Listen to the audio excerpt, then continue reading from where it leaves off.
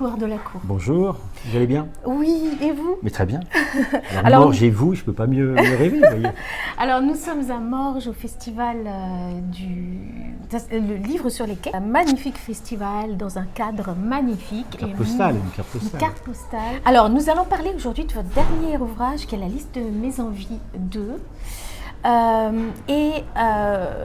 Je voulais savoir si vous pouviez résumer votre livre en 3 mots-clés. Et là, je vous laisse tout seul. 3 mots-clés. Eh bien, je dirais 15 millions. On va considérer que c'est un mot, 15 millions. Oui. Oui. Bienveillance. Bienveillance. Et humanité. Parmi ces 3 mots-clés, est-ce que vous pourriez développer le premier, parce qu'il est un peu 15 énigmatique. millions. Oui. 15 millions, c'est la somme qui reste à mon héroïne après que son mari l'ait filouté dans le tome 1. Il ne faut pas tout raconter pour ceux c'est qui le n'ont point pas. de départ. Okay. Et elle se retrouve donc avec ses 15 millions. On la retrouve 3 ans après le premier épisode, j'ai envie de dire. Et si elle ne voulait pas dépenser son argent au début dans le premier livre, là, cette fois-ci, elle est décidée à le dépenser. Et vous allez voir à quel point c'est difficile de dépenser 15 millions, contrairement à ce qu'on pense. Spontanément, à qui aimeriez-vous offrir votre livre et pourquoi? Vous. Et pourquoi? Parce que je pense qu'il va vous plaire. D'abord, il va vous faire rire, Okay. parce que c'est un livre extrêmement drôle. Il va vous toucher. Il risque même de vous faire pleurer un petit peu si vous avez un cœur. Est-ce qu'on peut lire le numéro 2 sans avoir lu le premier? Il faut lire le premier. Non, on peut absolument lire le 2 sans le 1. Ce qui est l'intérêt et la preuve de la réussite d'une suite, c'est qu'elle se détache du premier. C'est comme une saison télévisuelle. On peut démarrer le 2 et si vous aimez bien, vous allez retourner au premier. Comme on voit quelqu'un, moi je vous rencontre aujourd'hui, j'ai pas besoin de vous connaître avant. Ouais. Si ça m'intéresse, vous allez me raconter, c'est pareil.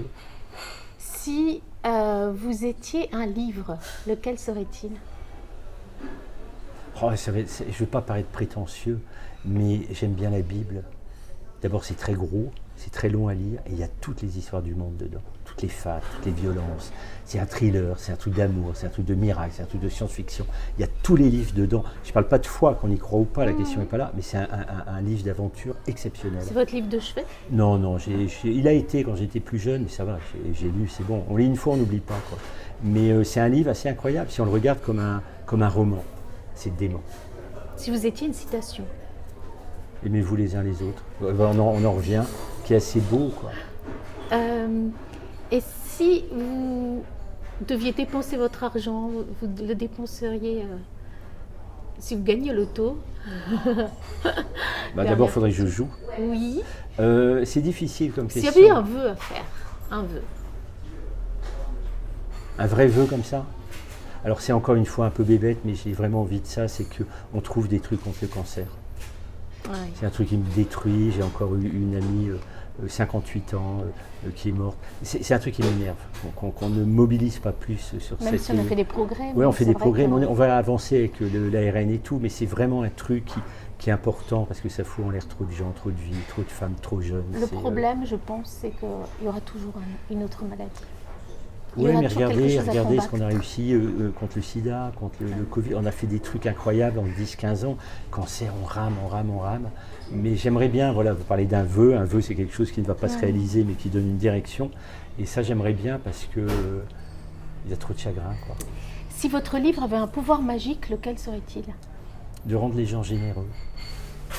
Généreux de cœur, généreux de corps, généreux d'attitude, généreux de langage, généreux d'argent éventuellement, mais généreux, qu'on retrouve la générosité, qui est quelque chose de profondément humain et qu'on est en train d'écraser un petit peu rapidement, je trouve. Parce que de dire de quelqu'un qu'il est généreux, c'est presque une tare maintenant. Quelqu'un de gentil, vous voyez, il est gentil, ouais, c'est con, quoi, il est gentil. Non, c'est rare, quoi. La gentillesse, le charme, la générosité, il faut faire attention, hein. Parce qu'en cassant ça, on casse les mots et on casse la possibilité d'être généreux ou gentil. Et je pense qu'on a besoin de ça à nouveau. Et c'est pas de la faiblesse, au contraire. C'est ça. C'est pris pour de la faiblesse et les gens profitent. Ouais, et c'est un petit peu, les gentils se prennent des claques. Ouais. Le mot de la fin, mon cher Grégoire Delacour. Eh bien, Vos projets ou ce que vous voulez. moi j'ai réalisé beaucoup de mes envies, donc j'espère que chacun et chacune qui nous écoute réalisera aussi ses envies. Il suffit de les écrire et de le faire, et c'est pas une question d'argent, c'est une question d'amour, c'est une question d'envie. Il faut tendre les bras, vous savez, pour attraper les choses. Il faut les ouvrir, les bras. C'est ce que je fais. Merci Grégoire. Merci à vous, merci et Au revoir, au revoir à à tout le bientôt. monde. Ouais.